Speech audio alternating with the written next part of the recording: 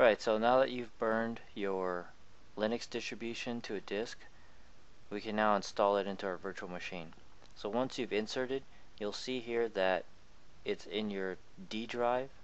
So for whatever computer that you're on, it could be another drive. It could be an F, or it could be an H, or it could be an I drive. Mine happens to be a D, so you're going to need to remember that. So back to the VirtualBox, when you click on Settings, we have to tell it that we want to boot to the physical DVD-ROM drive. So you click on Storage, right here where it says IDE Controller, and it shows a picture of a disk and it says empty. You're going to want to actually click on the CD DVD device and choose Host Drive D. Once you've done that, just click on OK. Now click on Start, and it should boot up to the disk. Now this is the auto capture keyboard. What it is that if you press the right control, it will bring you out of the VirtualBox and you'll have control of your keyboard again to your original operating system. So just click on OK. Alright, so this is just telling you that the virtual machine is optimized to work in 32-bit color. Just click on OK. Click on OK again. And now Fedora 13 is loading up. Alright, so now that we have booted up the Fedora Linux, we are running live now off of the CD. What we're going to do is we're going to install to the hard drive. So just double click, and it's going to begin the installation process. Now remember, this is just installing it as a virtual file that's in a folder on your computer. It's not actually doing anything to your hard drive partitions. Just click on Next, choose English, and the basic storage device is okay, and then choose the ATA VirtualBox hard disk, and it's 8 gigs. That's what we allocated earlier. Click on Next. You may get this error to initialize the hard drive, and it might be because it's not formatted correctly, so just go ahead and click on Reinitialize All.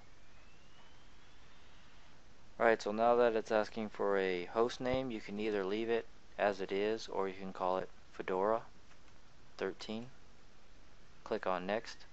Choose a time zone. I happen to be in Los Angeles. Click on Next again. So your root password, and enter it in again. Alright, so for this you can use all space since it's just a virtual drive and it's not actually using your computer's hard drive. Click on Next. Alright, now we're ready to write changes to the disk.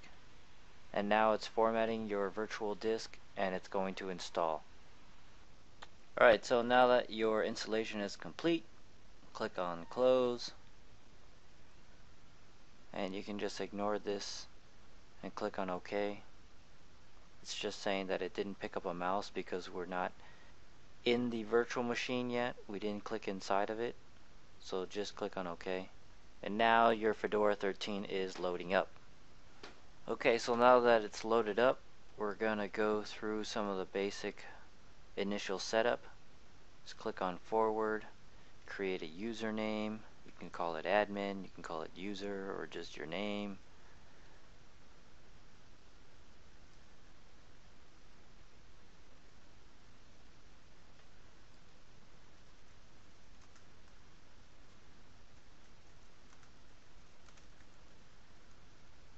Then make up a password, click on Forward, set the date and time, and you can just click on Finish.